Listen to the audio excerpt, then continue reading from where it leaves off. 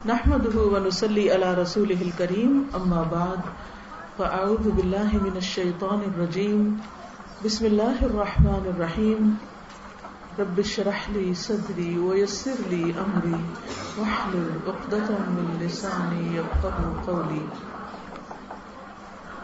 اس سے پہلے کہ ہم پروگرام شروع کریں، ہم سب اپنی اپنی نیت کا جائزہ لیں کہ ہم یہاں پر کیوں آئے ہیں، کس کی خوشی کے لیے؟ اللہ کے لیے. دل میں جھانکے اور پوچھیں واقعی اللہ کے لیے، تاکہ آپ کا یہاں تک آنا، ایک ایک قدم اٹھانا، یہاں بیٹھنا اور پھر بیٹھ کر غور سے سننا سب کا سب سراسر عبادت بن جائے. آج کا موضوع تو آپ لوگوں کو معلوم ہی ہے کہ محرم کے حوالے سے ہے. محرم کا لفظ جو ہے یہ حرمت سے ہے، اسی سے لفظ احترام ہے. تو میں سب سے گزارش کروں گی کہ بالکل کام ڈاؤن ہو جائیں، ریلیکس ہو جائیں.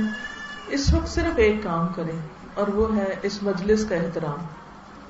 اور مجلس کا احترام کیا ہے کہ اس میں یکسو ہو کر سنیں. جب آپ یکسو ہوں گے تو انشاءاللہ باقی لوگوں کو بھی آواز پہنچے گی. اگر آپ ٹینشن میں ہوں گے اور آپ کا دھیان ان لوگوں کی طرف ہوگا جو اس وقت سامنے نہیں ہے یا ان کو آواز نہیں آ رہی، تو پھر آپ نہ انجوائے کر سکیں گے. اور آپ کے چہرے ٹینس ہوں گے تو میں بھی دیکھ کے ٹینس ہوں گی، کیونکہ آپ میرا آئینہ ہے. تو چلیے اللہ سے دعا کرتے ہیں کہ اللہ تعالیٰ ہمارے اس وقت میں برکت ڈالے اور ہم واقعی کچھ ایسی بات سیکھ کے اٹھیں کہ جس سے ہمارے عمل میں تبدیلی آ جائے.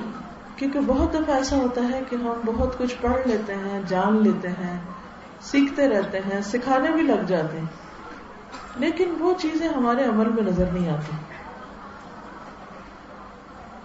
اللہ سبحانہ و تعالیٰ یہ نہیں دیکھیں گے کہ ہم نے کتنا قرآن زبانی یاد کر رکھا ہے، یا کتنی حدیثیں رٹ رکھی ہیں، یا کتنے کورس کر رکھے ہیں، یا کتنے لوگ ہمارے شاگرد ہیں. وہ کیا دیکھے گا کہ ہمارے دلوں کے اندر کتنا تقویٰ ہے، ہم اللہ سے کتنا ڈرتے ہیں، ہمارا اللہ تعالیٰ سے کتنا تعلق مضبوط ہے، ہمارے اندر عاجزی کتنی ہے، ہمارے اندر اللہ کی محبت کتنی ہے، ہمارے اندر بندوں کا احترام کتنا ہے، بندوں کی قدر کتنی ہے. اس لیے یہ بات انتہائی ضروری ہے کہ ہم سب یہاں پر صرف سیکھنے نہیں، سیکھ کر عمل کرنے کی نیت سے بیٹھیں اور پرسکون ہو کر سنیں. تھوڑا بھی سن لیا، تھوڑا بھی سمجھ آ گیا تو بہت ہوگا اگر اس پر عمل ہو گیا. اور اگر سارے کا سارا لیکچر آپ کو زبانی بھی یاد ہو گیا اور اس کے 1% پر بھی عمل نہ ہوا تو کچھ فائدہ نہیں ہوگا. تو مجھے امید ہے کہ انشاءاللہ ہم اپنی نیت کو اللہ کے لیے خالص کرتے ہوئے، عمل پر توجہ کرتے ہوئے کہ ہم کہاں کہاں اپنی اصلاح کریں، اس کے مطابق سب سنیں گے تاکہ ہم واقعی اللہ کے پسندیدہ بندے بن جائیں. کیونکہ انسان کی یہ کمزوری ہے کہ وہ بندوں کا پسندیدہ بننا چاہتا ہے، بندوں میں مقبول ہونا چاہتا ہے، شہرت چاہتا ہے. مقبولیت کا جو شوق ہے وہ انسان کی بہت بڑی ویکنس ہے کہ میں کسی طرح پاپولر ہو جاؤں، میں کسی طرح لوگوں کی آنکھوں کا تارا بن جاؤں، بہت میرے چاہنے والے ہوں اور میری مشہوری ہو جائے. لیکن یہ انتہائی خطرناک چیز ہے، خصوصاً دین کا کام کر کے شہرت کی خواہش انسان کے سارے اعمال کو برباد کرنے والی ہے. ایک حدیث میں آتا ہے کہ قیامت کے دن سب سے پہلے ایک ایسے شخص کو لایا جائے گا کہ جو شہید ہوگا. اللہ تعالیٰ اس سے پوچھیں گے کہ میں نے تمہیں اتنی نعمتیں دی اور تم نے ان کو پا کے کیا کیا؟ تو کہے گا کہ میں نے اپنا سب کچھ تیری راہ میں لگایا، حتیٰ کہ جان بھی دے دی. تو اللہ تعالیٰ فرمائیں گے نہیں، تو نے جھوٹ کہا، تو نے تو یہ سب کچھ اس لیے کیا تھا تاکہ لوگوں میں یہ مشہور ہو کہ تم بڑے بہادر ہو. یعنی بہادری کی شہرت کا شوق تمہیں اس مقام پہ لے آیا اور تم نے اس شوق میں جان دی. خالص اللہ کے لیے نہیں دی. پھر حکم دیا جائے گا کہ لے جاؤ اور اس کو اوندھے منہ جہنم میں گراؤ. پھر اسی طرح جو بہت بڑا سخی ہوگا، صدقہ خیرات کرتا ہوگا، اس کا بھی یہی انجام ہوگا. پھر وہ جو بڑا عالم ہوگا، بہت پڑھتا پڑھاتا اور بڑی شہرت ہوگی اس کا بھی انجام یہی ہوگا، کیونکہ اس نے اس لیے نہیں یہ سب کچھ کیا کہ اللہ کی رضا حاصل ہو، بلکہ اس لیے کیا کہ میرا نام مشہور ہو جائے لوگوں میں اور لوگ سب سے بڑا مان لیں. تو نام اللہ ہی کا بڑا ہے. ہم ہر نماز میں کئی بار کہتے ہیں اللہ اکبر، اللہ سب سے بڑا ہے. یہ ہماری زبانیں کہتی ہیں، لیکن کیا ہمارے عمل میں بھی اللہ بڑا نظر آتا ہے؟ وہ کس طرح کہ جب ہم کہیں پر بھی ہوتے ہیں تو ہمارے نزدیک اللہ کی بات زیادہ اہم ہوتی ہے یا پھر لوگوں کی بات. مثلا قرآن مجید کی تلاوت لگی ہوئی ہو تو ہمارا کیا فرض بنتا ہے؟ کیا کرنا چاہیے؟ خاموش ہو جانا چاہیے اور بہت غور سے سننا چاہیے، ہے نا؟ لیکن اگر ہم ایسا نہ کریں تو اس کا مطلب یہ ہے کہ اس وقت ہمیں اس بات کی کوئی پرواہ نہیں کہ قرآن مجید لگا ہوا ہے یا کیا ہو رہا ہے. اس وقت بس جو ہمارے دل میں آتا ہے وہ کر رہے ہوتے ہیں یا بول رہے ہوتے ہیں. آپ میں سے اکثر لوگ قرآن پاک پڑھے ہوئے ہیں یا سمجھ رہے ہیں، تو ہونا کیا چاہیے کہ ادھر قرآن مجید کی تلاوت ہو اور ادھر ہماری زبانیں گم ہو جائیں اور ہمارے اوپر ایک خشیت طاری ہو جائے، کیونکہ ہم اللہ کو بڑا مان رہے ہیں. اس وقت اللہ کی بڑائی کہ اللہ کا کلام پڑھا جا رہا ہے. اس وقت کوئی دنیا کی بات کرنی نہیں.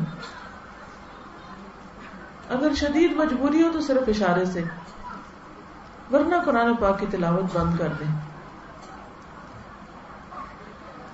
اسی طرح نماز کا وقت ہو تو کیا کرنا چاہیے؟ باقی کام چھوڑ کر نماز کی طرف آ جائیں، کیونکہ اللہ سب سے بڑا ہے.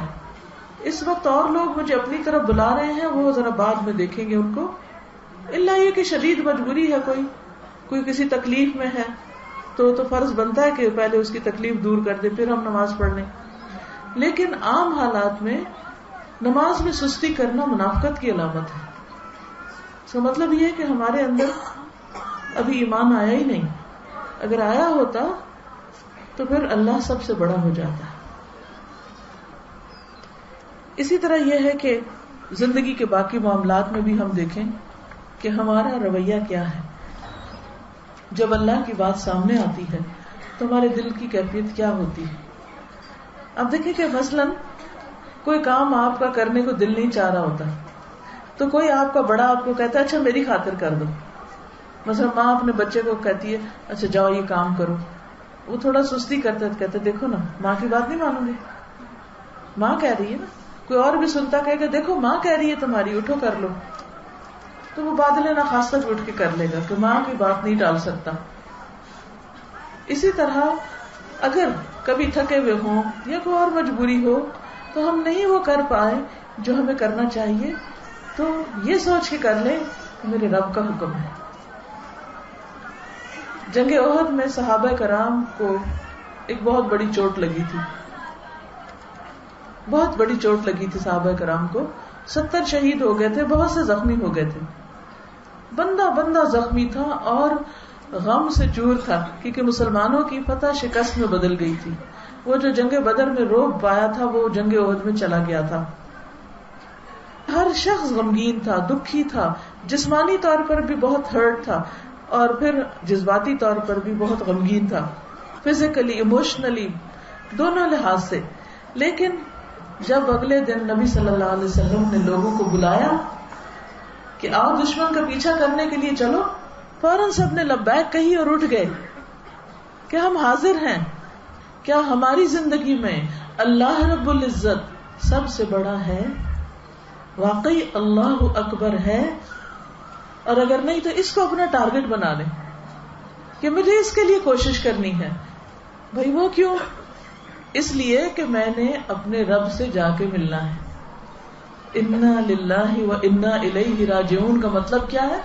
بے شک ہم اللہ کے لیے ہیں، اللہ ہی کا دیا کھاتے ہیں، یہ زندگی بھی اللہ نے دی ہے، یہ اولاد بھی اللہ نے دی ہے، یہ مال بھی اللہ نے دیا ہے, سب کچھ اللہ نے دیا ہے, اس لیے میں سب سے زیادہ اپنے اللہ ہی کو خوش کروں گی اور اسی کی طرف واپس بھی جانا ہے, اس سے ملاقات کرنی ہے.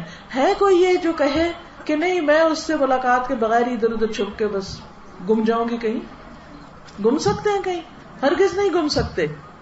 تو پھر کیا ضروری ہے, کیا کریں ہم؟ اس کی تیاری کریں. اگر ابھی تک ہم نے تیاری نہیں کی, تیاری سے مراد یہ کہ پاس کیا ہے ہمارے وہاں جا کے اس کو راضی کرنے کے لیے. صحابہ کرام تو اللہ کو راضی کر کے دنیا سے گئے تھے. رضی اللہ عنہم ورضوا عنہ, اللہ ان سے راضی ہو گیا, وہ اللہ سے راضی ہو گئے. کیا ہم نے بھی اللہ کو راضی کر دیا؟ کیا ہمارا دل گواہی دیتا ہے کہ ہم نے ایسے کام کیے ہیں کہ جس سے اللہ راضی ہوتا ہے؟ تو سب سے پہلے تو ہمیں یہ پتا ہونا چاہیے کہ وہ کون سی چیزیں ہیں جن سے اللہ راضی ہوتا ہے, اور پھر ان چیزوں سے بھی بچیں جن سے اللہ ناراض ہوتا ہے. تو اسی اعتبار سے آج میں آپ کو چند ایک باتیں محرم الحرام اور احترام انسانیت کے حوالے سے کروں گی کہ کس طرح اللہ سبحانہ و تعالیٰ نے یہ مہینے بنائے اور انہی مہینوں میں حرمت والے مہینے بنائے, اور پھر انسانوں کی حرمت کا خیال رکھنے کے لیے کہا گیا. پہلی بات تو یہ کہ مہینوں کی تعداد اللہ کے نزدیک 12 مہینے ہیں, اور یہ 12 مہینے کب سے ہیں؟ جب سے اللہ نے یہ دنیا بنائی. قرآن مجید میں اللہ تعالیٰ کا ارشاد ہے, ان عدت الشہور عند اللہ 12 شہرا فی کتاب اللہ یوم خلق السماوات والارض منها 4 حرم ذلك الدین القیم فلا تظلموا فیہن انفسکم. بے شک جس دن سے اللہ نے آسمان و زمین کو پیدا کیا اس دن سے مہینوں کی تعداد 12 ہے. ان 12 مہینوں میں سے 4 مہینے یعنی 1/3 وہ کیا ہیں؟ حرام مہینے ہیں. فرمایا منہا 4 حرم, یہی درست دین ہے. اب تم نے کرنا کیا ہے؟ فلا تظلموا فیہن انفسکم, ان مہینوں میں اپنی جانوں پہ ظلم نہ کرو, اپنے اوپر ظلم نہ کرو. ان مہینوں میں خاص طور پر ظلم کرنا منع ہے. اب آپ دیکھیے کہ حدیث سے بھی اس کی وضاحت ہوتی ہے کہ وہ 4 ہیں کون سے جن کو اللہ نے حرام قرار دیا. ہم یہ کہتے ہیں نا کہ حدیث قرآن مجید کی وضاحت کرتی ہے. نبی صلی اللہ علیہ وسلم پر اللہ تعالیٰ نے قرآن مجید اس طرح نازل کیا کہ وہ خود اس کی آگے وضاحت کرے. قرآن مجید میں آتا ہے وَأَنزَلْنَا إِلَيْكَ الذِّكْرَ لِتُبَيِّنَ لِلنَّاسِ مَا نُزِّلَ إِلَيْهِمْ, ہم نے آپ کی طرف ذکر نازل کیا تاکہ آپ ان کے لیے بیان کریں, ایکسپلین کریں, واضح کریں کہ ان کی طرف کیا اتارا گیا ہے, یا جو بھی ان کی طرف اتارا گیا ہے اس کو آپ ان کے سامنے اچھی طرح اور بیان کریں. اس آیت کی تفسیر اس حدیث سے ہوتی ہے جو بخاری کی ہے. فرمایا نبی صلی اللہ علیہ وسلم نے سال کے 12 مہینے ہیں جن میں 4 حرمت والے ہیں. سال کے 12 مہینے ہیں جن میں 4 حرمت والے ہیں. 3 لگاتار ہیں, ذی القعدہ, ذی الحجہ اور محرم, اور چوتھا رجب جو جمادی الاخر اور شعبان کے درمیان ہے. یعنی ان 2 مہینوں کے بیچ میں جو مہینہ ہے وہ بھی حرمت والا مہینہ ہے. ان مہینوں کی خصوصیت کیا ہے؟ فرمایا فلا تظلموا فیہن انفسکم, ان مہینوں میں اپنی جانوں پہ ظلم نہ کرو. تو محرم میں کیا نہیں کرنا؟ کیا نہیں کرنا؟ اپنے پہ ظلم نہیں کرنا, ظلم نہیں کرنا. ان مہینوں میں ظلم نہیں کرنا. کس پہ نہیں کرنا؟ اپنے آپ پہ نہیں کرنا. اچھا بھائی, اپنے آپ پہ کون ظلم کرتا ہے؟ ہم اپنے آپ کو چپیٹ تو نہیں مارتے, گالی بھی نہیں دیتے, اپنے آپ کو برا بلا بھی نہیں کہتے, تو پھر اپنے آپ پہ کیا ظلم ہے؟ بات یہ ہے کہ جب ہم اپنے سوا کسی دوسرے پر ظلم کرتے ہیں تو وہ دراصل اپنے اوپر کرتے ہیں. کسی کے ساتھ برا کرنا دراصل اپنے ساتھ برا کرنا ہوتا ہے, اور ہم یہ نقطہ بھول جاتے ہیں. ہم سمجھتے ہیں کہ کسی پہ ظلم کر کے ہم کامیاب ہو گئے. اب مثلا ہمارے آس پاس بہت سے لوگ ہیں. ایک اللہ کی ذات ہے جس نے ہم کو پیدا کیا، وہ تو سب سے اوپر. پھر آس پاس بہت سے لوگ ہیں جن میں ہمارے ماں باپ سب سے پہلے آتے ہیں، پھر اولاد آتی ہے، پھر بہن بھائی آتے ہیں، پھر خالہ چچا ماموں پھپھی، یہ رشتے آتے ہیں، اور اسی طرح دوسرے رشتے ہیں ہمارے. پھر ہمارے نیبرز آ جاتے ہیں، پھر ہمارے شہر کے لوگ آتے ہیں، پھر ہمارے ملک کے لوگ آتے ہیں، پھر پوری دنیا کے پورا گلوب آ جاتا ہے. پھر انسان نہیں، جانور بھی ہیں، پھر پودے بھی ہیں، ماحول بھی ہے، بہت ساری چیزیں ہیں. ایک مسلمان کون ہوتا ہے جو کسی پر زیادتی نہیں کرتا؟ مسلمان کی جو ڈیفینیشن ہے، پہچان ہے، المسلم من سلم المسلمون من لسانہ ویدہ. مسلمان وہ ہے جس کی زبان اور ہاتھ سے دوسرے مسلمان سلامت رہیں، سلامت رہیں، ان کو کوئی تکلیف نہ پہنچے. اب آپ دیکھیے کہ ہمیں ان سارے رشتوں کی ایک لسٹ بنانی چاہیے. آپ سب عقل مند ہیں، خود اپنی کاپی پہ لکھیں کہ ماں باپ ہیں، بہن بھائی ہیں، رشتے دار ہیں، فلاں فلاں فلاں، جو ابھی میں نے ترتیب بولی. پھر اپنے آپ سے ایک سوال کریں، اور وہ سوال کیا ہے کہ کیا میں ان کے حقوق ادا کر رہی ہوں؟ کیا ان میں سے کسی کو مجھ سے کوئی تکلیف تو نہیں پہنچتی؟ کیا میں ان میں سے کسی کے خلاف اپنی زبان تو نہیں استعمال کرتی؟ کیا میری زبان تو کسی کو دکھ نہیں دیتی؟ کیا میرا وجود تو کسی کے لیے تکلیف کا باعث نہیں؟ سارے رشتوں کو دیکھیں، نند بھابھی کا رشتہ بھی دیکھیں، دیورانی جٹھانی کے رشتے کو بھی دیکھیں، ساس بہو کے رشتے کو بھی دیکھیں، سب کو دیکھیں. کتنی ساسیں ہیں جو یہ کہیں کہ میری بہویں اتنی اچھی ہیں کہ کبھی مجھے کوئی تکلیف نہیں دی، اور کتنی بہویں ہیں جو یہ کہہ سکیں کہ ہماری ساس اتنی اچھی ہے کہ ہمیں آج تک اس نے کوئی تکلیف نہیں دی. کتنے شوہر ہیں جو یہ کہیں کہ میری بیوی اتنی اچھی ہے، آج تک اس نے مجھے کوئی تکلیف نہیں دی. اور کتنی بیویاں یہ کہہ سکتی ہیں کہ میرا شوہر اتنا اچھا ہے کہ آج تک اس نے مجھے کوئی سخت بات نہیں کی، میرا دل کبھی اس سے نہیں دکھا. کتنے ماں باپ ایسے ہیں جو یہ کہیں کہ میری اولاد ایسی ہے کہ جنہوں نے کبھی بھی میرے ساتھ کوئی بدتمیزی نہیں کی، کوئی بد اخلاقی نہیں کی. اور کتنے بچے ہیں جو یہ کہیں کہ ہمارے ماں باپ اتنے اچھے ہیں کہ ہم پر کبھی انہوں نے ظلم نہیں کیا. ہم سوچیں ہمارے لیے لوگوں کی گواہی کیا ہوگی، کیونکہ نامہ اعمال میں صرف ہمارے عمل نہیں جائیں گے کہ ہم نے کتنی نمازیں پڑھی، کتنا ذکر کیا، 1,00,000 تسبیح پڑھی کہ نہیں پڑھی. صرف یہ نہیں جائے گا، یہ بھی جائے گا کہ ہم نے اپنے پیچھے آثار کیا چھوڑے، ہمارے امپریشن کیا ہیں. یہ بھی جائے گا کہ مرنے کے بعد لوگ ہمارے لیے گواہی کیا دیتے ہیں، کیا کہتے ہیں ہمارے بارے میں. چلے مرنا تو کل ہے، آج ہم سوچیں کہ لوگ دائیں بائیں ہمارے بارے میں، ہمارے گھرانے کے بارے میں کیا کہتے ہیں. میری ساس میرے بارے میں کیا کہتی ہے، میری بہو میرے بارے میں کیا سوچتی، میرے ہمسائے کیا گواہی دیتے ہیں. بعض اوقات وہ ڈر کے مارے ہمارے منہ پہ کچھ نہیں کہتے، پیچھے کیا کہتے ہیں. وہ جو پیچھے کہہ رہے ہیں نا، وہ فرشتے لکھ رہے ہیں. کس کے اگینسٹ؟ ہمارے اگینسٹ. اب کیا بنے گا؟ ہم ان کو چپ کرا سکتے ہیں، نہ میرے خلاف کچھ نہ کہنا. ہم فرشتوں کو روک سکتے ہیں کہ فرشتوں میرے خلاف یہ لوگوں کی گواہیاں نہ لکھنا. کیا ہم کل میزان کو روک سکتے ہیں کہ پلیز یہ میرے میزان میں نہ ڈالا جائے لوگ جو بھی میرے بارے میں کہتے تھے؟ نہیں روک سکتے نا. یہ سب ہمارے بیونڈ کنٹرول ہے. ہاں ہمارے ہاتھ میں کیا ہے؟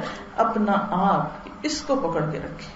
خبردار جو منہ سے ایسی بات نکالی جو دوسروں کے لیے تکلیف کا باعث ہو. اور اگر پھسل جاتے ہیں، انسان ہے نا، بہت پھسلتے ہیں، بہت غلطیاں ہوتی ہیں. اگر پھسل جاتے ہیں تو پھر اپنے آپ کو پھر لگانے کی ضرورت ہے کہ نہیں اس کے بعد ایسے نہیں کرنا, لوگ جو مرضی کریں تم نے نہیں کرنا. ہمیں اپنے آپ کو خود سمجھانا ہے, نہیں ہم نے نہیں کرنا, نہیں وہ بھی تو مجھے ایسا کہتا ہے, وہ اس کا اخلاق اس کے ساتھ, اس کا معاملہ اس کے رب کے ساتھ, مجھے نہیں کرنا. حدیث میں آتا ہے کہ اپنے رویے کو لوگوں کے تابع نہ کرو.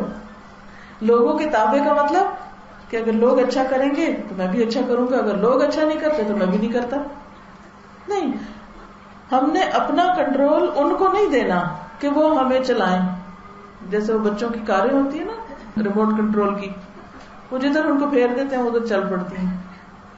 ہم نے ایسا نہیں بننا کہ لوگ ہمیں کبھی ادھر پھیر دیں کبھی ادھر پھیر دیں, کبھی ہم سے برا بھلا کہلوانا شروع کر دیں کبھی کچھ اور. نہیں, وہ جو بھی کرتے ہیں ہم نے اپنے آپ کو سینسز میں رکھنا کہ اچھا یہ اس طرح کر رہے ہیں تو اب ہمارے پاس چوائس ہے کہ ہم نے کیسے بولنا ہے, ہم نے کیا کہنا ہے. کوئی ہمیں مجبور نہیں کر سکتا اور نہ کرنا چاہیے کسی کو کہ وہ ہم پہ حاوی ہو جائے اور ہم سے کوئی ایسی باتیں نکلوائے کہ جو ہمارے خلاف کل کو حجت بنے. تو فلا تظلموا فیہن انفسکم, ان مہینوں میں اپنی جانوں پہ ظلم نہ کرو. تو کیا مطلب باقی مہینوں میں جتنا چاہے ظلم کر لو؟ نہیں, اگر کوئی ان مہینوں میں ظلم نہیں کرے گا اور پریکٹس کرے گا اور کنٹرول کرے گا تو اس کا نتیجہ کیا ہوگا کہ باقی مہینوں میں بھی نہیں کرے گا. 4 تو یہ ہے, 5واں رمضان بھی ہمیں مل جاتا ہے, اس میں بھی ہم اپنے آپ کو کنٹرول میں رکھتے ہیں. تو ایک طرح سے آدھا سال ہو جاتا ہے تقریباً جس میں ہم اپنے آپ کو ٹرین کرتے ہیں. تو باقی حصہ بھی پھر اللہ کے فضل سے اچھا گزر سکتا ہے. اب آپ دیکھیے کہ یہ جو کہا کہ ظلم نہیں کرنا, تو ظلم کیا چیز ہوتی ہے یہ بھی ہمیں سمجھ لینا چاہیے. کیونکہ اگر ہم ظلم کی ڈیفینیشن جان لیں تو پھر ہم انشاءاللہ اس سے بچنے کی بھی کوشش کریں گے کہ ہمیں یہ نہیں کرنا. مثلا ظلم کہتے ہیں وضع الشیء فی غیر محلہ, کسی چیز کو ایسی جگہ رکھنا جہاں اس کو نہیں رکھنا چاہیے, جو اس کی جگہ نہ ہو. مثلا یہ گلاس کے اوپر ایک ڈھکن ہے, یہ کس لیے بنا ہے؟ اس کا واحد پرپز کیا ہے کہ گلاس کو کور کریں. یہ یہاں رکھنا حکمت ہے, انصاف ہے, عدل ہے, خوبصورتی ہے, امن ہے, ٹھیک ہے. اگر کوئی اس کو اٹھا کر اپنے پاؤں کے نیچے رکھ دے تو یہ کیا ہے؟ ظلم ہے. اگر یہاں نہیں یہاں بھی رکھ دے تو ظلم ہے. یہ کم ہے, یہ اس سے زیادہ ہے, یہ اس سے زیادہ ہے. ظلم کی بھی ڈگریز ہوتی ہیں. تو کسی چیز کو اس کا حق نہ دینا, حق دینا کیا ہے کہ جہاں اس کو ہونا چاہیے تھا اس کو وہاں نہ رکھنا, کہیں اور پھینک دینا ادھر ادھر, یا توڑ دینا, یا اس کو گندا کر دینا, یا اس میں وہ چیز ڈالنا جس کے لیے وہ بنی نہیں. اب مثلاً آپ دیکھیں کہ یہ گلاس کس لیے بنا ہے؟ پانی کے لیے بنا ہے نا, یہ جوس کے لیے, چائے کے لیے تو نہیں بنا. اب چائے کا کپ الماری میں رکھا ہوا گلاس سامنے, آپ کہتے ہیں چلو آج اسی میں چائے پیتے ہیں, آپ گرم گرم چائے اس میں ڈالتے ہیں, کیا ہوتا ہے؟ کریک آ جاتا ہے. ہو سکتا ہے پہلی دفعہ نہ آئے تو آپ کے اچھا پھر کر لو, تو دوسری تیسری دفعہ آ جائے گا. اب آپ نے اس گلاس کے ساتھ کیا کیا؟ ظلم کیا, کیونکہ یہ اس لیے نہیں بنا تھا. ٹھیک ہے. اسی طرح ہر چیز, مثلا یہ ٹرے, یہ کس لیے بنا ہے؟ یہ چھوٹا سا ٹرے پانی کا گلاس رکھنے کے لیے. اب آپ اس میں گلاس نہ رکھیں اور اس کے اندر کتابیں رکھیں, یا اس کے اندر جوتے رکھیں, یا اس کے اندر کچھ اور رکھیں. ایون اگر آپ اس میں چاول ڈال کے کھائیں گے تو یہ اس کام کے لیے بھی نہیں ہے. کیا ہوگا اگر اس میں اگر آپ سالن ڈالیں گے؟ بتائیے کیا ہوگا؟ داغ دبے پڑیں گے نا, کلر خراب ہوگا نا, چمک خراب ہوگی نا. تو یہ اس ٹرے پر کیا ہے؟ ظلم. یہی معاملہ سب کے ساتھ ہے, ہر چیز کے ساتھ ہے کہ اس چیز کو اس کام کے لیے استعمال نہ کرنا جس کے لیے وہ بنی ہے, اور اس سے کوئی اور کام لینا, اس کو اس کا حق نہ دینا کیونکہ وہ اسی میں ہی خوبصورت لگتا ہے. اب آپ دیکھیں, اسی مثال کو سامنے رکھ کر دیکھیں, مختلف چیزوں پہ غور کریں کہ کس چیز کو کہاں ہونا چاہیے تھا. مثلا عورت کا مقام کیا ہے, اس کو کہاں ہونا چاہیے. مرد کو کیا کام کرنا چاہیے, اس کو دن میں کہاں ہونا چاہیے. گھر میں سونا نہیں چاہیے. چڑیا پرندے کمائی کے لیے نکلتے, اس کو بھی نکلنا چاہیے. اسی طرح بچوں کو پالنا سنبھالنا کس کا کام ہے. لیکن اگر وہ مسکین صرف میڈس کے ہاتھوں میں پل رہے ہیں تو یہ ان کے ساتھ کیا ہے نا. وہاں بازار میں پھر رہی ہے, بچے میڈ کے پاس ہیں, وہ چاہے جو مرضی کھلا دے, جو چاہے دے دے, جو چاہے سکھا دے, کچھ بھی کرے, آپ کو کیا خبر. اسی طرح باقی چیزوں میں بھی آپ دیکھیں, مثلا بیوی کو اس کا حق نہ دینا کیا ہے, ظلم. بیوی کی طرف سے شوہر کو اس کا حق نہ دینا ظلم. چھوٹی چھوٹی باتوں پر اپنا موڈ آف کر لے اور کہے کہ جاؤ تم, میں تمہارا حق تمہیں نہیں دیتی کیونکہ تم نے مجھے فلاں جیولری نہیں لے کر دی یا فلاں چیز نہیں دی, اور جب تک تم اپنی ماں سے بولنا نہیں چھوڑو گے تو میں تم سے بات نہیں کروں گی. تو یہ ہم کیا کر رہے ہیں. اسی طرح ماں جو اپنے ہاتھ سے بیٹے کو بیاہ کے لاتی ہے, اتنی خوشیاں کرتی ہے, لیکن جو ہی دیکھتی ہے کہ بیٹا بیوی کی طرف ذرا زیادہ توجہ کرنے لگا ہے تو اس کے اندر ایک ابال اٹھتا ہے اور وہ اپنے ہاتھوں سے اپنے بیٹے کو اس بیوی کے خلاف کرنے لگ جاتی. اور بعض اوقات جھوٹی موٹی باتیں بتا کر اور بعض اوقات ایسے کام کر کے کہ جس سے گھر ٹوٹ جاتا ہے, گھر خراب ہو جاتا ہے, گھر کا سکون اٹھ جاتا ہے. تو یہ کیا ہے, یہ بھی ظلم. تو ظلم جو ہوتے ہیں وہ تین طرح کے ہوتے ہیں. ایک ہوتا ہے اللہ کے حق میں جس کو شرک کہتے ہیں, ان الشرک لظلم عظیم. شرک سب سے بڑا ظلم ہے کہ اللہ کے ساتھ کسی کو پارٹنر قرار دیا جائے, کسی کو اللہ کا شریک کر دیا جائے, اس کی ذات میں, اس کی صفات میں, اس کے اختیارات میں, اس کے حقوق میں کسی اور کو اس کا برابر کیا جائے. اللہ تعالیٰ اس گناہ کو معاف نہیں کرے گا, ذرہ برابر بھی شرک وہ معاف نہیں کرے گا. اس معاملے میں بہت محتاط ہونے کی ضرورت ہے اور خوب اچھی طرح جان لینے کی ضرورت ہے کہ کس کس رستے سے شرک آتا ہے. ریاکاری شرک اصغر ہے, دکھاوا. ہم سب کو اپنی نماز روزہ کس کے لیے کرنا چاہیے, اللہ کے لیے. صدقہ خیرات اللہ کی خوشی کے لیے, کوئی نیکی کا کام اللہ کے لیے, اللہ کی رضا کے لیے. لیکن جب ہم اس کو بندوں کے لیے کرنا شروع کر دیتے ہیں, مثلا ہم نے نماز شروع کی اللہ اکبر اور ہم پڑھ رہے ہیں کیجولی, اتنے میں دروازہ کھٹکا, پتہ چلا کوئی اور آیا اندر, اور زیادہ کانشیس ہو گئے, اور زیادہ سر جھکا لیا اور لمبا کر لیا رکوع سجدہ.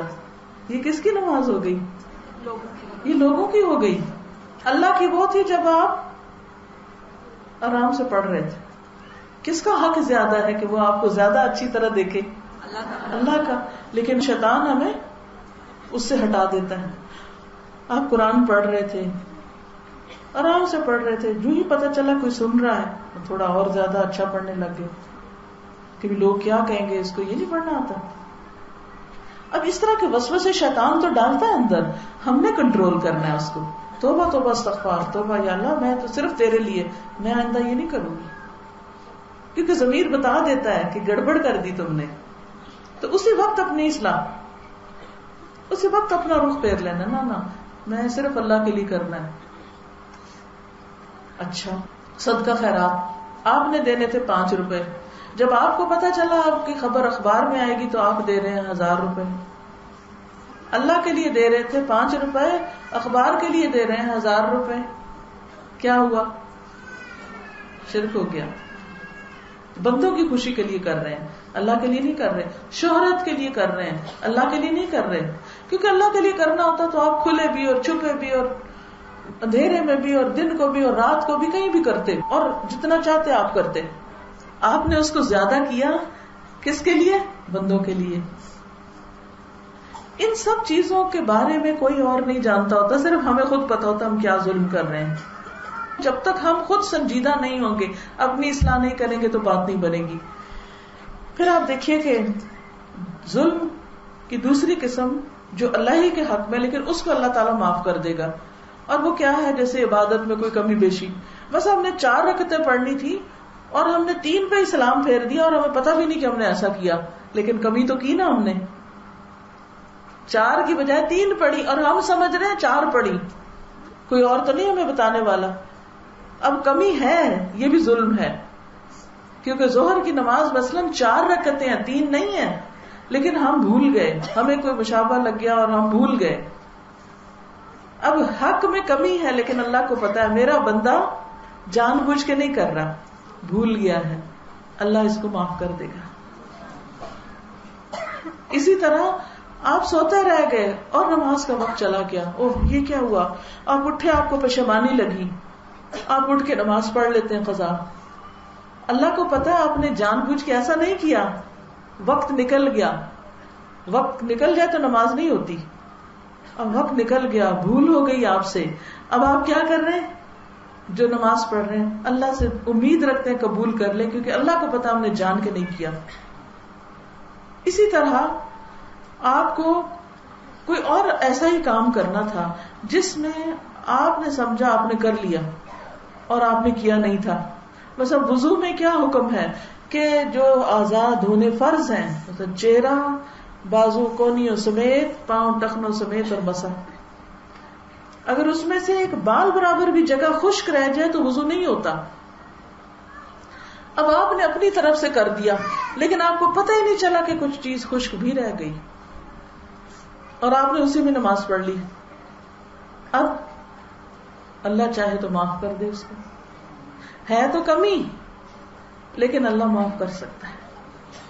اسی طرح اور بھی کئی چیزیں ہو سکتی, کیونکہ وقت اس وقت کم ہے تو میں اس کی ڈیٹیل میں تو نہیں جا سکتی, لیکن یہ ضرور ہے کہ آپ کو ایک لائن دے رہی ہوں کہ آپ آئندہ اس کے بارے میں سوچیں, اس کے بارے میں مزید پڑھیں, جانیں, تو انشاءاللہ آپ کو ساری چیزیں پتہ چل جائیں گی. تیسری قسم ظلم کی جس کو معاف نہیں کیا جائے گا جب تک بندے معاف نہ کریں, وہ ہے بندوں کے حق میں زیادتی, بندوں پہ ظلم, انسانوں پہ ظلم یا جانوروں پہ ظلم, دوسری مخلوق پہ ظلم, یعنی اللہ کے علاوہ باقی مخلوق پہ ظلم. تو جب تک یہ بندے معاف نہیں کریں گے اس وقت تک معاف نہیں ہوگا. اس لیے انسانوں کے حقوق, جن کو حقوق العباد کہتے ہیں, ان کے بارے میں ہم سب کو بہت کانشیس ہونے کی ضرورت ہے. اور اس محرم کے حوالے سے میں آج آپ کو اسی حصے پر مزید تھوڑی سی باتیں بتاؤں گی کہ ہمیں بندوں پہ ظلم نہیں کرنا, کیونکہ اللہ سبحانہ و تعالیٰ نے فرمایا ہے, اے میرے بندو, میں نے اپنے اوپر ظلم کو حرام کر دیا ہے اور میں نے تمہارے درمیان بھی ظلم کو حرام قرار دیا ہے, تو تم ایک دوسرے پر ظلم نہ کرو. اللہ نے ایک دوسرے پر ظلم کرنا حرام کیا ہے, حرام کام ہے یہ, اس لیے ہمیں نہیں کرنا. پھر یہ ایک اور حدیث میں آتا ہے کہ ظلم قیامت کے دن اندھیروں کی شکل میں ہوگا. اندھیرے سے ڈر لگتا ہے کسی کو؟ ہاں لگتا ہے اندھیرے سے ڈر؟ اگر بیٹھے بیٹھے لائٹ چلی جائے کیسا لگتا ہے؟ اپنا ہی گھر ہوتا ہے لیکن ڈر لگنے لگتا ہے. تو اس لیے قیامت کے دن ہر ایک کے پاس اپنی لائٹ ہوگی, یہ پتا نا آپ کو, ہر ایک کے پاس اپنا نور ہے, کوئی کسی کو روشنی نہیں دے گا. دنیا میں تو کیا ہوتا ہے, اگر اپنی کنیکشن چلا گیا تو ہم سایوں سے تار لے آتے ہیں, ہر ایک بلب لٹکا لیتے ہیں اور اپنی روشنی کر لیتے ہیں کہ جی آج ہماری کچھ گڑبڑ ہو گئی ہے تو آپ ہمیں مدد دے دیں. یا اگر بجلی نہیں تو تیل جلا لیتے ہیں, کچھ اور کر لیتے ہیں, ٹارچ جلا لیتے ہیں, موم بتی جلا لیتے ہیں, کچھ بھی کر لیتے ہیں. وہاں پر ہر ایک کے پاس اپنے ہی نیک اعمال کا نور ہوگا, اور اگر خود نہیں اچھے کام کیے تو نور نہیں ہوگا. جس کو اللہ نور نہ دے اس کے پاس کوئی نور نہیں. من لم یجعل اللہ لہ نورا فما لہ من نور. اس کے پاس نور نہیں ہے. اب جو ایک طرف ایک بندہ تلاوت کرتا ہے جی نور تیار کر رہا ہے اپنے لیے, قرآن پڑھتا ہے, نبی صلی اللہ علیہ وسلم سے محبت کرتا ہے, ایمان ہے, سب کچھ ہے, اور ساتھ کے ساتھ وہ بندوں پر ظلم زیادتی کرتا جا رہا ہے, کسی کو گالی دے رہا ہے, کسی کو برا بھلا کہہ رہا ہے, کسی کی غیبت کر رہا ہے, کسی کا مال چرا رہا ہے, کسی کو کسی طرح تنگ کر رہا ہے, اس کی زندگی حرام کی ہوئی ہے, کسی کے خلاف چغل خوری کر رہا ہے, بدگمانی کر رہا ہے, یہ ساری چیزیں کیا ہے؟ ظلم. اب آپ دیکھیے کہ یہ اندھیرے جو ہیں وہ روشنی کو کور کرتے چلے جا رہے ہیں. جیسے سورج ہوتا ہے نا, کتنا زبردست چمکتا ہے, لیکن جب رات ہونے لگتی ہے تو سورج کہاں چلا جاتا ہے؟ نیچے چلا جاتا ہے. اور کون سی چیز چھا جاتی ہے ہر طرف؟ اندھیرا. تو ہم سب کو اس مثال سے سمجھنا چاہیے کہ اگر ہم نے غلط کام کرنے نہ چھوڑے تو وہ چھاتے جائیں گے اور اس روشنی کو جیسے بادل کور کر لیتے نا, اسی طرح وہ ہماری نیکیاں تو پیچھے چلی جائیں گی اور وہ اندھیرا سامنے آ جائے گا. پھر کیا ہوگا؟ کیونکہ یہ تو بندوں کے حق میں زیادتی ہے. اس لیے بہت ہوشیار ہونے کی ضرورت ہے. حدیث میں آتا ہے کہ نبی صلی اللہ علیہ وسلم نے فرمایا, ہر مسلمان دوسرے مسلمان کا بھائی ہے, نہ اس پہ ظلم کرتا ہے نہ ظلم کے لیے کسی کے حوالے کرتا ہے اس کو کہ تم اس پہ ظلم کر لو, کسی کو ایسے پکڑواتا نہیں ہے. جو لوگ ظلم کریں گے قیامت کے دن وہ شفاعت سے محروم ہوں گے. آپ نے فرمایا میری امت کے 2 قسم کے افراد کے حق میں میری شفاعت قبول نہیں ہوگی, یعنی نبی صلی اللہ علیہ وسلم کی سفارش ان کو فائدہ نہیں دے گی. ان میں سے ایک انتہائی ظالم حکمران اور دوسرے غلو کرتے کرتے مذہب کے دائرے سے باہر نکلنے والے, دین میں سختی کرنے والے, شدت کرنے والے. اب یہ ہے کہ ہر مسلمان کی جان, مال, عزت دوسرے مسلمان پر حرام ہے. نبی صلی اللہ علیہ وسلم نے فرمایا کل المسلم, کل میں سارے ہی آتے ہیں, مرد, عورت, بچے, غلام, آزاد, سب, امیر, غریب, سارے کے سارے, پڑھے لکھے, ان پڑھ, آقا, غلام, سب. فرمایا کل المسلم علی المسلم حرام دمہ ومالہ وعرضہ. صحیح مسلم کی روایت ہے کہ ہر مسلمان کی, ایک مسلمان کی ہر چیز دوسرے مسلمان پہ حرام ہے, اس کا خون, اس کا مال, اس کی عزت و آبرو. تو یہ یاد رکھیے کہ 3 چیزیں حرام ہیں. کسی انسان کی, کسی مسلمان کی 3 چیزوں کے بارے میں ہم نے بہت کیئرفل ہونا ہے. کون کون سی؟ جان, مال, عزت. اب آپ دیکھیے کہ ہم بعض اوقات کسی کی جان نہیں لیتے, چوری بھی نہیں کرتے, مال بھی نہیں کرتے, لیکن عزت تار کرتے ہیں, کبھی باتوں سے, کبھی کسی طرح سے. اس کے بارے میں ایک روایت میں آتا ہے, عبداللہ بن عباس کہتے ہیں کہ رسول اللہ صلی اللہ علیہ وسلم نے کعبہ کی طرف دیکھا اور فرمایا تجھے مرحبا ہو, تو کتنا عظیم ہے, تیری حرمت کتنی عظیم ہے. لیکن ایک مومن کی حرمت اللہ کے ہاں تیری حرمت سے زیادہ ہے. اللہ نے تیری ایک چیز حرام کی اور مومن کی 3 چیزیں, اس کا خون, اس کا مال, اور یہ کہ اس کے بارے میں برا گمان کیا جائے. برا گمان بھی حرام ہے اس کے بارے میں. ایک اور روایت میں آتا ہے, ابن عمر کہتے ہیں کہ آپ صلی اللہ علیہ وسلم مینا میں تھے, خطبہ دے رہے تھے. فرمایا لوگوں تم جانتے ہو یہ کون سا دن ہے؟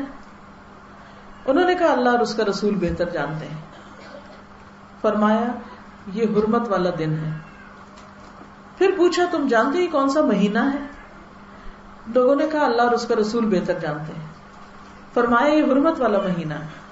پھر پوچھا تم جانتے ہو یہ کون سا شہر ہے, جگہ کون سی؟ لوگوں نے کہا اللہ اور اس کا رسول بہتر جانتے ہیں. فرمایا یہ حرمت والا شہر ہے. پھر فرمایا بے شک اللہ نے تمہارے خون, تمہارے مال, تمہاری عزتیں آپس میں تمہارے لیے اسی طرح حرام کی ہیں جیسے تمہارے اس دن, اس مہینے, اس شہر کی حرمت ہے, جیسے وہ مقدس ہے. اب آپ دیکھیے ایک طرف کعبہ کا ذکر ہے, ایک طرف حج کے دن کا ذکر ہے, پھر اس مہینے کا ذوالحج کا ذکر ہے, وہ بھی حرمت والا مہینہ ہے, اور پھر اس جگہ کا ذکر ہے جہاں حج ہوتا ہے. ان ساری چیزوں کی حرمت، یعنی ان کا ہم کتنا احترام کرتے ہیں، کتنا تقدس کرتے ہیں کہ ہم کعبہ کی طرف پاؤں نہیں کرتے، ہم وہاں جاتے ہیں تو اس کا احترام اور ادب کرتے ہیں. یہ ساری چیزیں اپنی جگہ. لیکن جب کسی انسان سے بات کرتے ہیں تو ہمارا طریقہ کیا ہوتا ہے؟ اس کا کتنا خیال کرتے ہیں، اس کے ساتھ کیا معاملہ کرتے ہیں، کیا رویہ کرتے ہیں. اور آپ کو معلوم ہے کہ کسی انسان کے برا ہونے کے لیے اتنا ہی کافی ہے کہ وہ دوسروں کو اپنے سے حقیر سمجھتا ہے. یہ ساری حرمتیں اس وقت پامال ہوتی ہیں جب انسان دوسرے کو کمزور سمجھتا ہے. اس نے میرا کیا کر لینا ہے، میں جو چاہوں کروں. مثلا ایک بچی شادی ہو کے جاتی ہے سسرال میں، کمزور ہوتی ہے، ابھی اس کے قدم نہیں جمے ہوتے. ایک بوٹا ہے ایک جگہ سے اٹھا کے دوسری جگہ لگا ہے، ابھی وہ پیلا پڑ رہا ہے، اس کے ابھی پھل پھول نہیں آئے.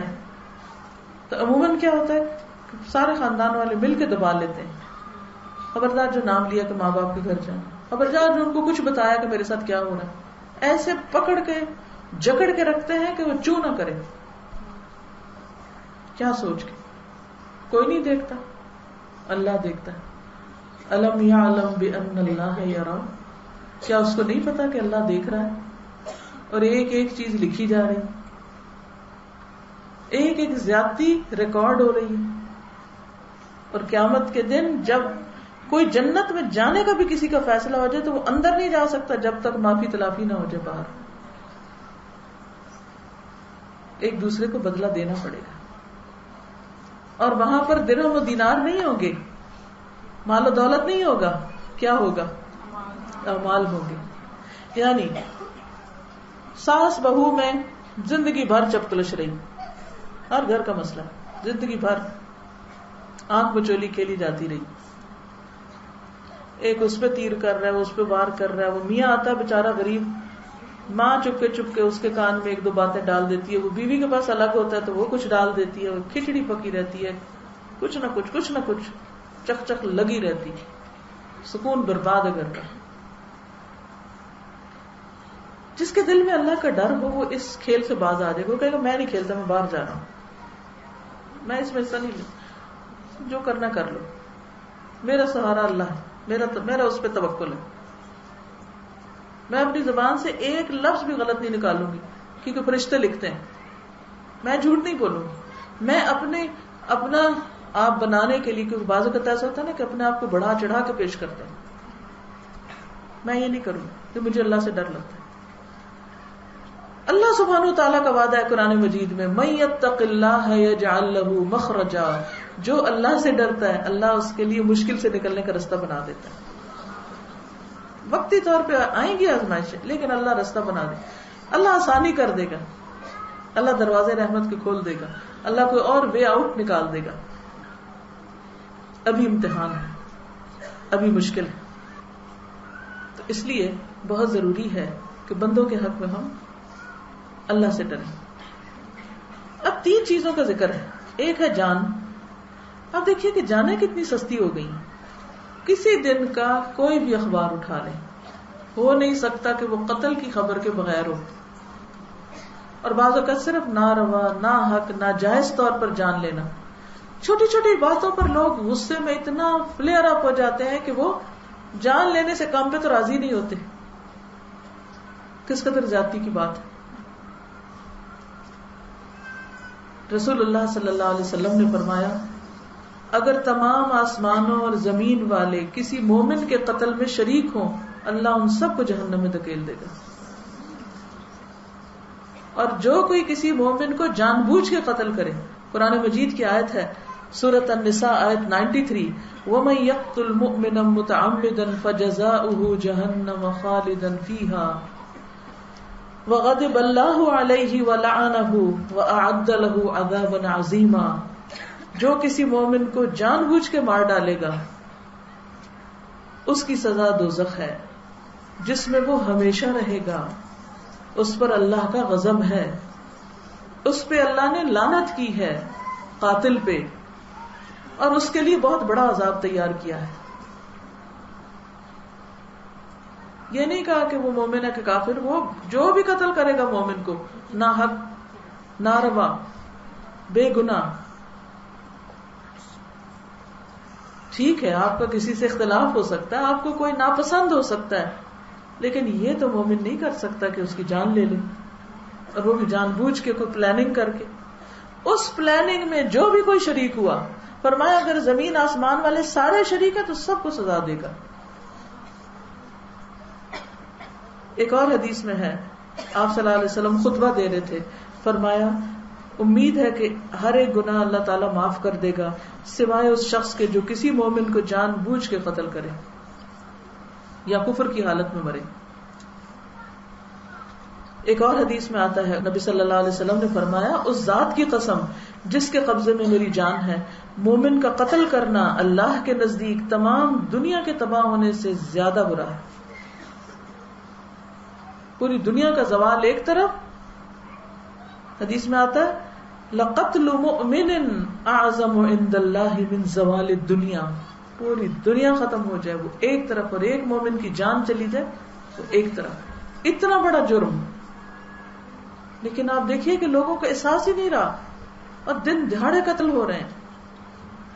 ایک اور جگہ پر آتا ہے، آپ نے فرمایا اگر کسی میں یہ ہمت ہو کہ وہ اپنے اور جنت کے درمیان مسلمان آدمی کے خون کی لپ بھی نہ حائل ہونے دے تو ایسا کرے، جسے وہ مرغی کے ذبح کرنے کی طرح ہی بے قیمت سمجھ کے بہا دے، کیونکہ وہ جب بھی جنت کے کسی دروازے پہ جائے گا تو اس خون کو اپنے اور جنت کے بیچ میں رکاوٹ پائے گا. بعض اوقات جان پوری نہیں کوئی لیتا، لیکن کوئی چھری مار دیتا ہے یا کوئی اور چیز مارتا ہے جس سے اس کا خون بہہ جاتا ہے، تو وہ خون بھی قیامت کے دن پکارے گا کہ مجھے کیوں ناحق بہایا گیا. اس کو زخمی کر دیتا ہے یا اس کو کسی بھی طرح نقصان دیتا ہے. آپ دیکھیں کہ بعض اوقات لوگوں کو اغوا کر کے ان کے گردے نکال لیے جاتے ہیں، بعض اوقات اور اس طرح کی زیادتیاں کی جاتی ہیں. ان سارے کاروباروں سے باز آنا چاہیے. پھر اسی طرح ابارشن کرنا، جسے ڈاکٹر بلا وجہ چند پیسوں کی خاطر ابارشن کر دیتے ہیں، خاص طور پر اگر اس فیٹس کے اندر جان پڑ چکی. یہ بھی ایک بہت غلط چیز ہے. انسانی جان چاہے دنیا میں آ چکی ہو یا ابھی ماں کے پیٹ میں ہو، جب جان پڑ گئی تو پھر اس کو ختم کرنا بہت بھیانک جرم ہے جس کے بارے میں سخت پوچھ ہوگی. دنیا کا مال ہم کس کے لیے جمع کر رہے ہیں؟ کچھ فائدہ نہیں، وہ ہمارے کام نہیں آئے گا. آپ نے دیکھا ہوگا کہ جب کوئی فوت ہو جاتا ہے تو کس طرح اگر ناک میں کچھ پڑا تو وہ نکال لیا جاتا ہے، اگر ہاتھوں میں کچھ ہے تو وہ اتار لیا جاتا ہے، کپڑے اتار لیے جاتے ہیں. ساتھ کیا جاتا ہے؟ کچھ بھی نہیں جاتا. یہ تو تھی جان کی حرمت، اور بھی بہت اس میں چیزیں ہیں، لیکن یہ موٹی موٹی بات ہمیں اپنے بچوں کو اچھی طرح سمجھا دینی چاہیے، کیونکہ بچے ہوتے ہیں نا جذباتی، چھوٹی چھوٹی بات پہ میں مار دوں گا، میں کل کر دوں گا. یہ منہ سے باتیں بھی نہیں نکالنی چاہیے. پھر اسی طرح مال کی حرمت، نبی صلی اللہ علیہ وسلم نے فرمایا کسی شخص کے لیے اپنے کسی بھائی کا مال ناحق لینا جائز نہیں، کیونکہ اللہ نے ایک مسلمان پر دوسرے مسلمان کا مال حرام قرار دیا. اب مثلاً عام طور پہ ہم سوچیں اچھا ہم نے تو کبھی کسی کا نہیں لیا، لیکن آپ دیکھیں ہمارے معاشرے میں کئی ایسے طریقے رائج ہیں. مثلاً ایک لڑکی ماں باپ سے جہیز لے کے آتی ہے سسرال میں، وہاں سے کپڑے بنا کے لاتی ہے، وہاں سے جیولری لاتی ہے. اب کوئی لڑائی شڑائی ہو جاتی ہے، لڑکی کو دھکے دے کے باہر نکال دیتے ہیں، اس کے سامان پہ بھی قبضہ کر لیتے ہیں، اس کے کپڑوں پہ بھی، اس کی جیولری پہ بھی. اور جو فریق قابض ہوتا ہے وہ سمجھتا ہے میں تو کامیاب ہو گیا، بڑا خوش ہوتا ہے. لیکن آپ کو معلوم ہے کہ اگر اس میں سے کسی ایک چھلے پہ بھی ناجائز قبضہ ہے تو وہ بھی حرام ہے. کسی کا مال ہم نہیں رکھ سکتے، گن چن کے اس کو باہر نکالنا چاہیے. بندہ چلا گیا تو چیز بھی چلی جائے، چیزیں رکھ کے کیا کرنی ہے؟ اول تو بندے کو بھی ظلم کے ساتھ نہیں نکالا جا سکتا، لیکن اگر کوئی خود چلا گیا ہے یا کوئی وجہ ہو گئی، اللہ رحم کرے، لیکن یہ قصے تو روز سننے میں آتے ہیں، تو کسی کی ناجائز چیز چاہے وہ ایک چادر بھی چھوڑ گیا نا تو ہمیں اوڑھنی جائز نہیں، اس میں نماز نہیں ہوگی، صدقہ بھی قبول نہیں ہوگا اس کا، کیونکہ وہ ہمارا ہے ہی نہیں. تو کچھ بھی اٹھانے سے پہلے، ایک پین بھی کہیں پڑا ہو نا، وہ بھی اٹھانے سے پہلے سوچیں یہ میرا نہیں تو بھائی ادھر ہی پڑا رہے، میں کیوں ذمہ داری لوں، چیز کسی کی ہے، میں کیا کروں گی. اللہ مجھے اپنے جناب سے دے، مجھے کسی کا کچھ نہیں چاہیے. یعنی مومن وہ ہے جس کے دل کے اندر ایسی بے رغبتی ہو کسی کے مال کی کہ نہیں مجھے نہیں چاہیے، اللہ یہ کہ اپنی خوشی سے کوئی دے آپ کو. ایک اور حدیث میں آتا ہے کہ مومن وہ ہوتا ہے جس کی طرف سے لوگوں کو اپنی جان اور مال کا امن ہو، کہ کچھ نہیں ہوتا. اب آپ دیکھیں کہ کیا آپ کہیں اپنا بیگ رکھ کے امن میں ہو سکتے ہیں؟ ساتھ ساتھ دیکھتے رہتے ہیں کہ کوئی ادھر سے ہاتھ نہ مار جائے. کئی دفعہ ایسے ہوتا ہے کہ لوگ مسجد جاتے ہیں اور جوتے ان کے لیے رہتے ہیں. ہو سکتا ہے آپ میں سے کسی کے ساتھ ہو چکا. لوگ درس پہ جاتے ہیں، موبائل تک چوری ہو جاتے ہیں، اور وہ دین بھی ساتھ بدنام ہوتا ہے کہ لوگ درس سننے آئے ہیں کیا کرنے آئے. کبھی جیب کٹ جاتے ہیں. لوگ حرم میں جاتے ہیں، عمرہ کر رہے ہوتے ہیں، طواف کر رہے ہوتے ہیں، باہر آتے ہیں پتہ چلتا ہے جیب کٹ گئی. اللہ کے گھر میں چور پھر رہے ہیں. یہ سب کچھ ہو رہا ہے نا، کون کر رہا ہے؟ کوئی نان مسلم تو وہاں نہیں ہوتے، یہ اپنے ہی ہوتے ہیں جو مسلمان ہونے کا دعویٰ کرتے ہیں اور پھر یہ غلط کام کر رہے ہوتے ہیں. تو فرمایا کہ مومن وہ ہے جس کی طرف سے انسان امن میں ہو کہ یہ میری جان مال کو کچھ نہیں کہتا. کیوں؟ اس لیے کہ مومن ہر نماز میں کیا کہتا ہے؟ السلام علیکم ورحمۃ اللہ وبرکاتہ. بھائی کس کو سلام کرے؟ کون ہے ادھر؟ السلام علیکم ورحمۃ اللہ. ہر نماز کے بعد ہم کرتے ہیں نا. ادھر کون ہے؟ کوئی ہوتا ہے؟ کس کو کرتے ہیں آپ؟ ہوا کو. ہم کہتے ہیں ہمارے جتنے بھی لوگ اس طرف ہیں سب سلامتی میں ہیں، سب کی سلامتی ہو. ادھر بھی سب کی سلامتی ہو. السلام علیکم، سب پر سلامتی. اللہ کی رحمتیں تم پر، اللہ کی برکتیں تم پر، تم سب سلامت رہو. میں مومن ہوں، میری ذات سے، میری جان، زبان، ہاتھ سے، مال، کسی چیز سے کسی کو نقصان نہ ہو. کیا ہماری نماز سچی ہے اگر ہم اٹھ کے تو بد زبانی کریں، اور اٹھ کے تو ہم کسی کی کوئی چیز اٹھا لیں اور چرا لیں اور کچھ اور کر لیں؟ کیا مومن کے بارے میں سوچا جا سکتا ہے وہ یہ کر سکتا ہے؟ نہیں کر سکتا. لیکن یہ ہو رہا ہے. مسجد میں نماز پڑھنے گئے، نماز پڑھی، سلام کیا اور اٹھ کے تو مال چرا لیا کسی کا، باہر نکلے تو جوتا کسی اور کا پہن کے آگے. اس کی کہاں سے گنجائش نکلتی ہے؟ اس کا مطلب اس نے جھوٹ بولا.